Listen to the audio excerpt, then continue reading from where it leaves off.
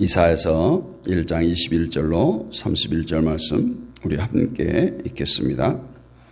신실하던 성읍이 어찌하여 창기가 되었는고, 정의가 거기에 충만하였고 공의가 그 가운데에 거하였더니 이제는 살인자들 뿐이로다.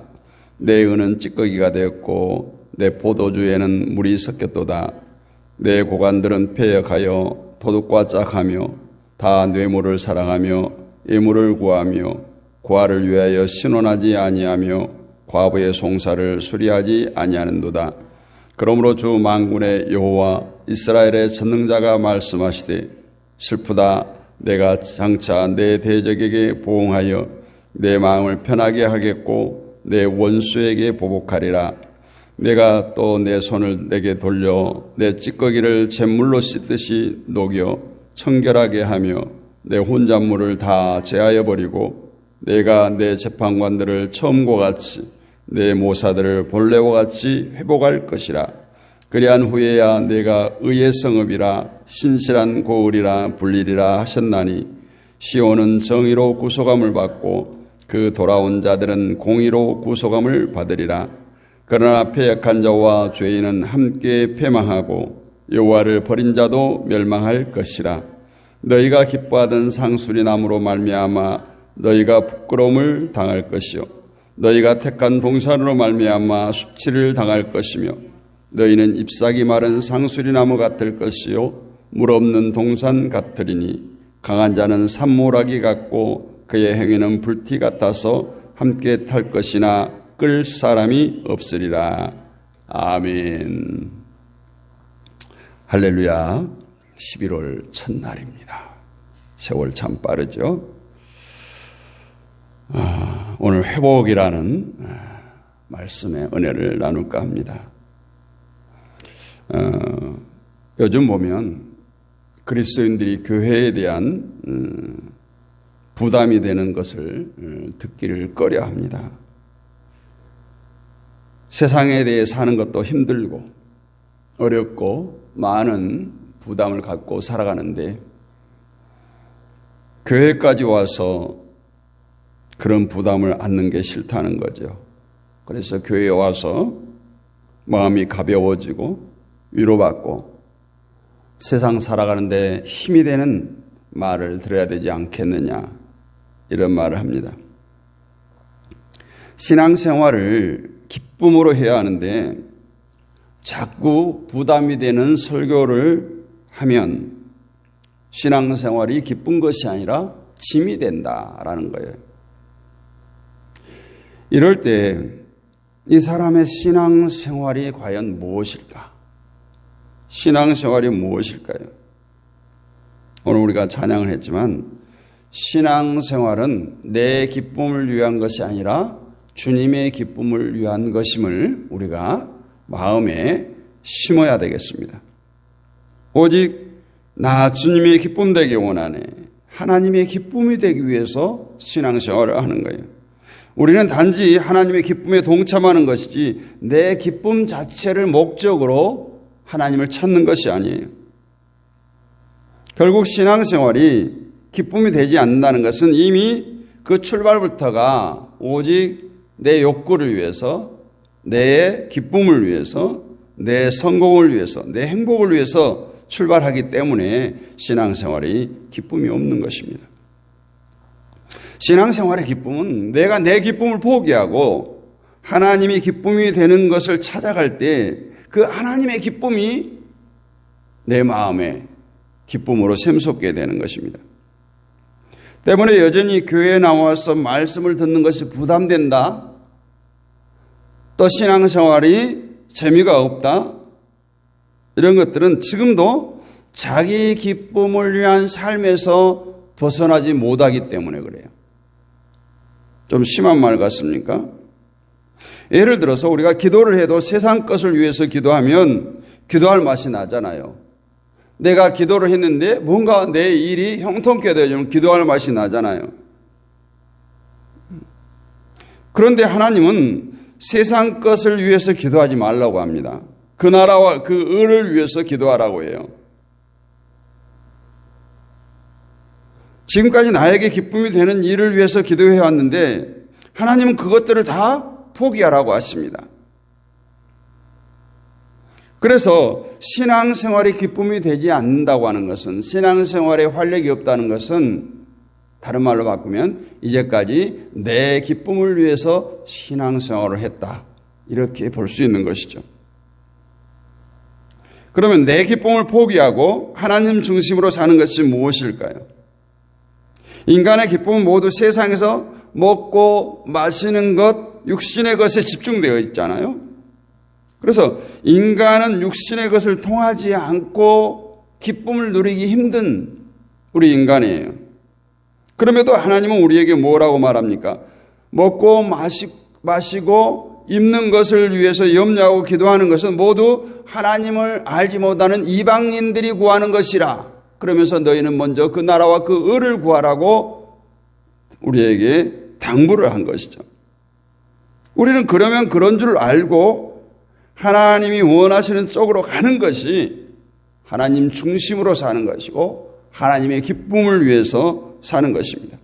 그럴 때 우리 성도에게 하늘에서 주어지는 기쁨이 샘솟게 되는 거예요. 샘솟는단 말을 우리가 가만히 생각해 보면 외부로부터 오는 기쁨이 아니라는 거예요. 우리가 하나님을 기쁘시게 함으로써 내 안에서 기쁨이 솟아난다는 것입니다.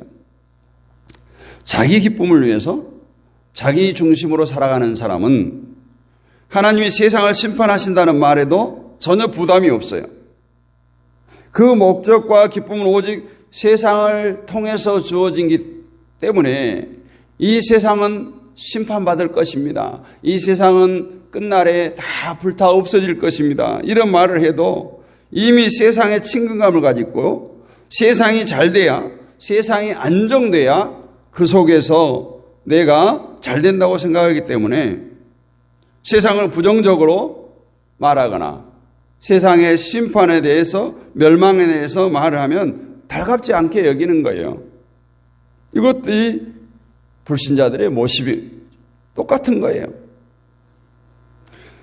세상 사람들은 이 세상이 잘 돼야 내가 잘 된다고 생각하기 때문에 모든 힘을 세상이 잘 되는데, 내가 잘 되는데 쏟아붓습니다. 이러한 세상의 방식에서 벗어나는 것이 출애굽이고, 이러한 세상의 가치관에서 참된 성경적 가치관에 돌아오는 것, 하나님을 만나는 것이 바로 거듭남 아니겠습니까? 여전히 세상 가운데서 살면서 하나님을 믿는다고 하기 때문에 믿음다운 믿음을 보이지 못하고 또 그 믿음 생활에 기쁨이 없는 거예요. 세상은 세상이 심판당한다는 것을 부정합니다. 아니, 부정하고 싶어 합니다. 그러면 그들은 그렇다 치고 오늘 우리는 어떻습니까? 세상을 심판하시겠다고 하는 그 하나님의 말씀에 동의하십니까? 우리가 세상을 심판하겠다는 하나님의 말씀에 동의한다면 하나님이 세상을 바라보는 시선과 똑같은 시선으로 우리가 세상을 바라볼 수 있어야 합니다. 즉, 이 세상은 죄악으로 가득한 세상인 거예요. 세상을 죄로 본다면, 죄악으로 가득한 세상으로 본다면, 심판받을 장소로 본다면 결코 우리는 그러한 세상의 방식대로 살아가지 않을 것이고 세상을 바라보고 부러워하지도 않을 것입니다. 또한 세상을 통해서 기쁨을 얻고자 하지 않을 것입니다. 내가 이 세상을 통해서 뭔가 얻으려고 할 때, 이 세상과 섞여서 살아갈 때, 옛날 부흥성가 가사처럼 이 세상 불탈 때에 나도 타겠구나, 이러한 심정으로 우리가 세상을 바라봐야 될 줄을 믿습니다. 오늘 본문에서도 하나님께서는 이스라엘을 심판하시겠다 하십니다. 이 말씀을 보면 우리의 자신은 어떠해야 될까요? 이스라엘이 잘못했으니까 심판당하는 것은 당연하지. 우리도 잘못하면 심판을 받겠구나. 거기에 그치면 안 된다는 거예요. 이스라엘이 범죄로 심판을 받는데 그 죄악된 모습이 무엇이었는가? 하나님께서 심판할 만큼 싫어한 그 모습들이 무엇이었는가를 바라보고 그러한 죄가 오늘 나에게도 있다면 그 죄에서 벗어나기를 힘써야 할 줄로 믿습니다. 세상의 심판을 받든 망하든 가장 중요한 것은 나는 변함없이 하나님의 편에 서서 살아가는 거예요. 경제가 좋지 않습니다. 불황이라고 살기 어렵다고 합니다. 여기저기서 아우성이라고 할지라도 성도가 중요한 것은 변함없이 하나님 편에 서서 살아가는 거예요. 그러면 모든 문제는 해결됩니다. 그런데 뭐가 염려가 되고 뭐가 부담이 됩니까? 우리가 하나님을 진심으로 사랑한다면 그것으로 이미 모든 문제는 해결된 것입니다. 진심으로 하나님을 믿는다면 하나님이 나와 함께 하신다는 것을 기뻐하고 감사하면 되는데 자꾸 걱정, 염려하고 울고불고 하는 그 모든 이유가 뭐예요? 자기 기쁨을 위해서 살아가기 때문에 그래요. 신앙생활을 하면서도 여전히 하나님을 위해서 사는 것은 없고 오직 자기를 위해서 살아가고 있으니까 좋은 일이 있으면 기뻐하고 그 좋은 일이 없으면 짜증나고 슬퍼하고 신앙생활도 재미가 없고 기쁨이 없는 것이죠. 우리가 하나님을 믿는다면 모든 것을 하나님께 맡겨야 할 줄로 믿습니다. 자꾸 여러분에게 있는 것을 내놓기를 싫어하기 때문에 항상 불안하고 염려하고 사는 거예요. 성도는 하나님께서 나와 함께 하신다는 그 말 한마디 때문에 평강을 누릴 수가 있어야 돼요. 언제 어디서나 항상 나와 함께 하시는 그 하나님으로 인해서 우리가 마음의 평안을 누리기를 원합니다.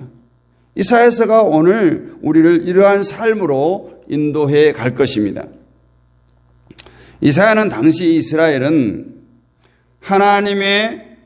이사야 당시 이스라엘 백성들은 그 하나님의 사랑으로 만족하는 삶을 살지 않았어요.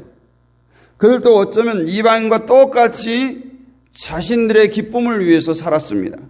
나라가 부강해야 자기들이 잘 된다는 생각에 나라를 부강시키기 위해서 열심히 일을 했어요. 하나님은 믿기는 믿지만 그들이 원하는 것은 따로 있었다는 거예요. 하나님 따로, 나 따로예요.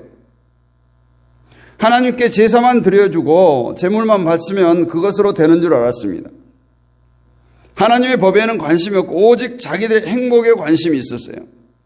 그래서 그들은 자기들의 행복을 위한 욕심 때문에 하나님이 그들 가운데 있게 하신 고아와 과부를 신원하지 않고 송사하지 않았다라고 말해요. 그것은 한 단면이에요.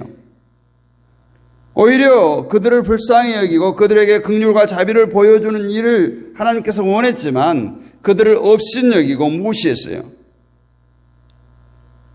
그래서 오늘 21절에서 신실하던 성읍이 어찌하여 창기가 되었고 공평이 거기 충만하였고 의리가 그 가운데 거하였었더니 이제는 살인자들 뿐이었도다. 그들이 하나님의 뜻을 행치 않는 고아와 과부를 신원하고 송사하지 않는 일에 대해서 살인자들이다 이렇게 말하고 있습니다. 살인하러 비유를 하고 있는 거예요. 이스라엘은 지금 하나님의 기쁨을 위해서 살지 않는 그러한 삶의 결과에 대해서 이사야 선지자를 통해서 낱낱이 들춰내고 있어요. 하나님께서 그들 가운데 있게 하신 고아와 과부를 신원하고 도와주는 것은 하나님께서 이스라엘을 구원하고 사랑과 긍휼을 보여주는 하나님의 기쁨이 되는 행위였던 것이죠. 가장 기본적인 겁니다. 그러나 그들은 하나님을 모르는 자들에게는 귀찮은 일이죠. 손해가 되는 일이에요. 그래서 자기 중심으로 살아가게 되고 이스라엘은 고아와 과부를 무시하고 업신여겼던 것입니다. 자기 중심으로 사는 사람은 틀림없이 오늘 이스라엘 백성들처럼 하나님께서 주신 것으로 감사하고 만족하며 사는 것이 아니라 내가 원하는 것을 계속해서 요구하게 되어 있어요. 현재 나에게 주어진 것이 하나님께 주신 최선의 축복이라는 것을 인정하기 싫어합니다. 그래서 세상 가운데 눈을 돌리죠. 옆에 사람들과 비교하죠. 그러다 보니 결국 23절처럼 내 고관들은 패여가요 도둑과 짝하며 다 뇌물을 사랑하며 예물을 구하며 고아를 위하여 신원치 아니하며 과부를 송사를 수리하지 아니하는도다. 이것이 자기 중심으로 살아가는 이스라엘의 모습이고, 오늘 또 하나님을 바라지 못하고 내 중심으로 살아가는 우리 성도들의 모습입니다. 여기저기서 오늘날도 도적과 공모하고 공공을 횡령하고 사기를 치고 자기 자리를 이용해서 뇌물을 받고 당연한 일을 함에도 불구하고 뭔가 대가를 요구하는 모습들이 우리 주위에 너무너무 많이 보여지고 있다라는 거예요. 과연 이것이 세상 사람들만의 모습일까요? 교회 안에도 만연해 있습니다. 목사가 돈을 자랑하고 대가를 구하고 하는 것이 모두 하나님께서 이미 허락하신 그 최선의 축복으로 만족하지 못하기 때문에 그래요. 언제나 자기 편에서 더 나은 것을 원하다 보니까 그런 악한 행위들을 서슴없이 하는 것입니다. 23절에 패역했다는 이것은 하나님을 사랑치 않았다는 의미예요. 우리가 그렇지 않습니까? 우리는 하나님을 사랑하지 않으면 세상과 짝할 수밖에 없어요. 이것이 바로 세상과 함께 심판을 받아야 하는 죄의 모습입니다.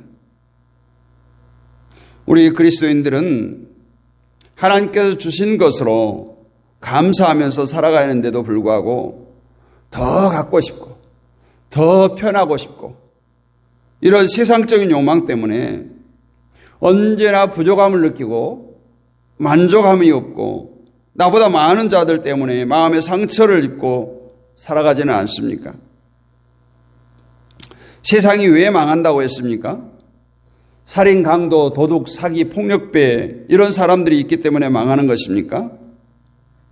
그렇다면 그런 사람들만 쏙 뽑아내서 없애버리면 세상은 망하지 않을 거 아니에요.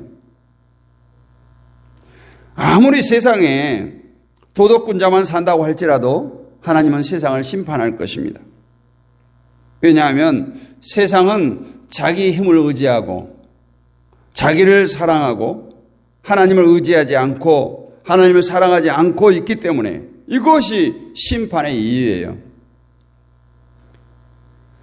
자기 잘 되는 것이 모든 소망이고 꿈이고 도대체 하나님이 잘 되기를 바라는 마음은 조금도 없는 것이, 그러면서도 하나님을 믿는다고 합니다. 예배드리고 기도하고 헌금 드리고 하니까 하나님께서 우리를 천국으로 이끌어 가실 것이다 생각합니다. 그러나 하나님은 하나님을 사랑하는 자만 천국으로 이끌어 가십니다. 그래서 사도 요한은 예수님을 향해서 나는 쇠하고 그는 흥하여야 하리라 이런 말을 했어요. 정말 우리 사도 요한처럼 나는 망해도 나를 통해서 하나님이 잘 되기를 원한다는 그 기도를 여러분 얼마나 아십니까? 나를 통해서 하나님이 잘 되는 것은 내가 당하는 고통과 어려움과 핍박 속에서도 하나님을 사랑하기 때문에 거기에서 평안의 모습으로 살아가는 것, 그것이 바로 하나님이 잘 되는 모습이에요. 그래서 우리가 예수를 믿고 신앙생활하는 주변의 공동체 지체들 가운데 저 사람은 행복할 것이 없는 것 같은데 행복해요. 저 사람은 기쁨이 없을 것 같은데 기쁨이 넘쳐요. 가난해요. 고난이 있어요. 자식들이 속을 썩여요. 남편이 신앙생활 한다고 핍박을 해요. 그럼에도 불구하고 그 얼굴에 광채가 나요. 은혜가 넘쳐요. 기쁨이 넘쳐요. 왜 그럴까요? 하나님을 사랑하기 때문에 그래요. 세상의 형편 사정을 보면은 원망만 있을 법한데도 불구하고 하나님을 사랑하기 때문에 그 마음에 기쁨이 샘솟는 겁니다. 문제는 우리가 어떤 기도를 하느냐, 무엇을 위해서 기도하느냐예요. 내가 잘 되기를 위해서 기도합니까? 하나님이 잘 되기를 위해서 기도합니까? 이것을 생각해 보기를 원합니다.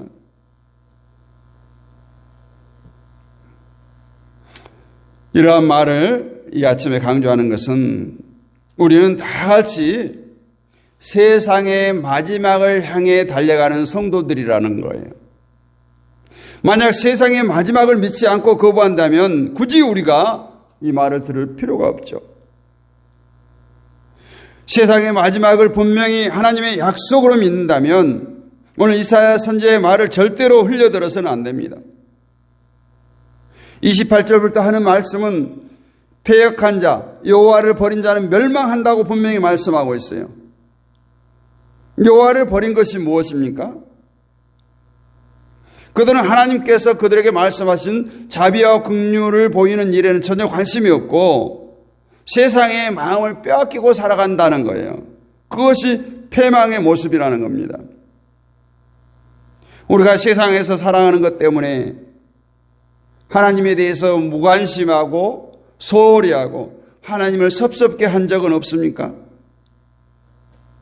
그러면 이제 회복하시는 하나님을 만나볼 텐데 이제 남은 문제는 이러한 멸망 가운데서 살아난 자가 누구냐? 그럼에도 불구하고 이곳에서 구원받은 자가 누구냐라는 거예요. 26절, 27절을 봅니다. 내가 내 재판관들을 처음과 같이 내 모사들을 본래와 같이 회복할 것이라. 그리한 후에야 내가 의의 성읍이라 신실한 고을이라 불리리라 하셨나니 시온은 정의로 구속함을 받고 그 돌아온 자들은 공의로 구속함을 받으리라.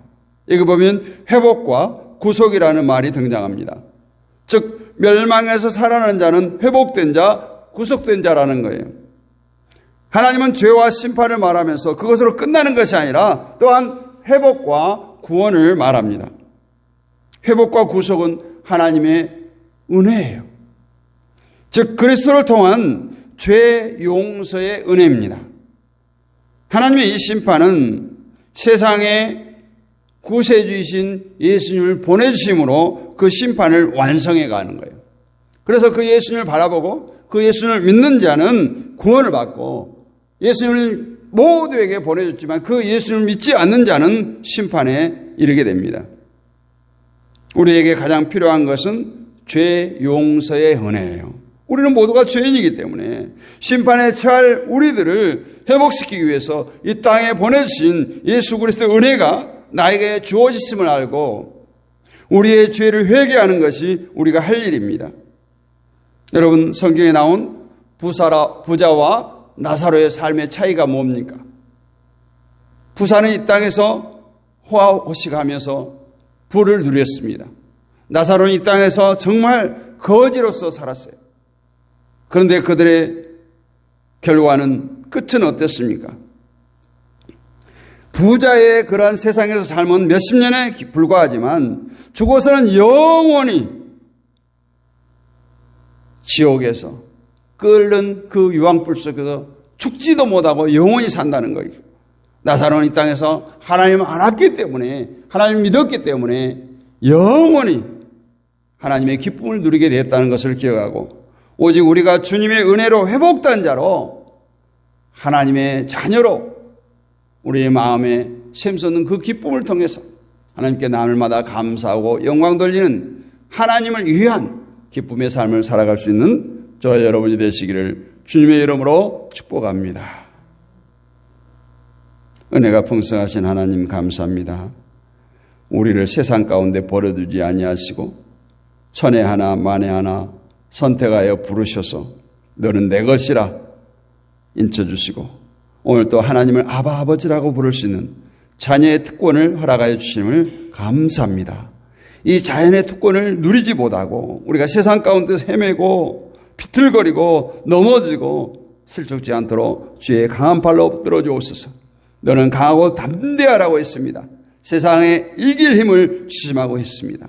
아버지 하나님, 그 하나님을 붙들는 이 새벽이 되게 하여 주옵소서. 날마다 깨어 기도하는 주의 백성들 가운데 나타나 주시고 말씀하여 주시고 하나님의 세미한 음성을 듣게 하시고 하나님의 뜻을 깨닫게 하시고 하나님의 시선이 머무는 곳에 우리의 시선이 머물게 하여 주시옵소서. 한 주가 더 승리케 하신 하나님 감사합니다. 찬양합니다. 영광 받아 주옵소서. 또 11월을 출발합니다. 이 한 달 동안도 주님 함께하여 주시고 환절기 동안 감기 걸리지 않도록 붙들어 주시고 우리의 육신의 공고함을 인하여서 어려움 당하지 않도록 주께서 함께하여 주옵소서. 질곡 가운데 있는 자들 있습니까? 주님 능력의 손 피묻은 손으로 만져주시옵소서. 아버지 하나님이시여 정말 어떠한 질고도 하나님 앞에는 아무것도 아닙니다. 감기도 암도 하나님 보시기에는 동일합니다. 하나님 만져주시면 하나님 고쳐주시면 깨끗하게 회복될 줄 믿습니다. 주여 질곡 가운데 있는 주의 종들을 붙들어 주옵소서. 특별히 우리 전영대 목사님 11월 4일 항암 치료합니다. 주님 찾아가 주시고 만나 주시옵소서, 만져 주시옵소서, 치료하여 주옵소서. 우리 권선미 집사님 이제 11월 무릎 수술을 위해서 이제 일정을 다시 잡기 위해서 오늘 병원에 갑니다. 주님 동행하여 주시고 그 모든 일정 가운데 아버지 하나님 함께 하시고 두려워 말라, 놀라지 말라, 내가 너와 함께 함이라는 이 하나님의 음성을 듣게 하여 주옵소서. 우리들의 삶의 터전인 가정을 축복하여 주옵소서. 우리들의 직장과 사업장을 축복하여 주옵소서. 허리에서 난 자녀손들을 축복하여 주옵소서. 또한 오늘부터 시작되는 다니엘 기도회에 함께 하시고 매일 저녁마다 강사들을 통해서 선포되어지는 말씀들이 온 세계로 우리의 심령 가운데로 스며들게 하여 주옵소서. 믿사오며 살아계신 우리 주 예수 그리스도의 이름으로 감사드리고 기도하옵나이다. 아멘. 지금은 우리 주 예수 그리스도의 은혜와 하나님 아버지의 크고 무한하신 사랑과 성령님의 감동 감화의 주교통 충만하심의 은혜가 수많은 사람들 가운데서 우리를 선택하여 불러주시고 너는 내 것이라 인쳐주신 그 하나님의 말씀을 붙들고 오늘 또 하나님을 기쁘시게 하며 살기를 원하는 사랑하는 주의 백성들 머리 위에 이 나라와 이 민족 위에 섬기는 모든 교회들 위에 지금부터 영원 뭉토록 함께 있을지어다. 아멘. 오늘도 함께 하신 모든 분들을 사랑하고 축복합니다. 한 주간도 승리하셨습니다. 이 시간 또 합심하여 우리 기도하는 시간을 갖겠습니다. 세계 평화를 위해서 기도합니다. 선교사님들을 위해서 기도합니다. 이 나라와 이 민족을 위해서 기도하시고요. 남과 북의 평화를 위해서 기도합니다. 한국 교회를 위해서 기도하겠습니다. 믿음의 동역자들을 위해서 기도하시고 온라인 사역자들 또 질곡 가운데 있는 자들을 위해서 기도합니다. 다음 세대를 위해서 기도합니다. 자녀와 친척과 친구와 이웃들을 영혼을 붙들고 기도합니다. 우리들의 가정과 교회와 사업장과 직장을 붙들고 이 시간 기도할 때 금요일날 특별히 우리 가정들을 위해서 흑암의 권세가 우리 가정들을 넘보지 못하도록 임마누엘의 축복이 우리 가정에 임하도록 또한 우리 교회를 위해서 집중적으로 기도하도록 하겠습니다. 주여 크게 한번 외쳐